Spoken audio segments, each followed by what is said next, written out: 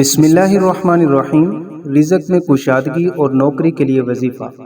یہ وظیفہ جناب نبی کریم صلی اللہ علیہ وسلم کا بتلایا ہوا ہے۔ اگر آپ اس وظیفے کو باقاعدگی کے ساتھ اور کامل یقین کے ساتھ کریں گے تو انشاءاللہ تعالی آپ کے رزق میں کشادگی ہوگی، اور اگر آپ کو نوکری میں کوئی مسئلہ ہے تو وہ بھی آسان ہوگا۔ ایک صحابی رسول حضور اقدس صلی اللہ علیہ وسلم کی خدمت اقدس میں حاضر ہوئے اور عرض کیا کہ دنیا نے مجھ سے پیٹھ پھیر لی ہے، یعنی رزق میں برکت نہیں اور بہت تنگ دستی ہے۔ فرمایا کہ وہ تسبیح نہیں یاد جو تسبیح ملائکہ کی ہے، جس کی برکت سے روزی دی جاتی ہے۔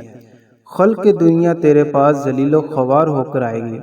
طلوع فجر یعنی صبح صادق کے وقت 100 مرتبہ یہ کلمات پڑھ لیا کریں: سبحان اللہ و بحمدہ، سبحان اللہ العظیم و بحمدہ، استغفر اللہ۔ وہ صحابی رسول کہتے ہیں کہ میں نے یہ عمل شروع کیا، چند ہی دن گزرے تھے کہ میرے پاس اتنا رزق آیا کہ میں حیران تھا کہ میں کہاں اٹھاؤں اور کہاں رکھوں۔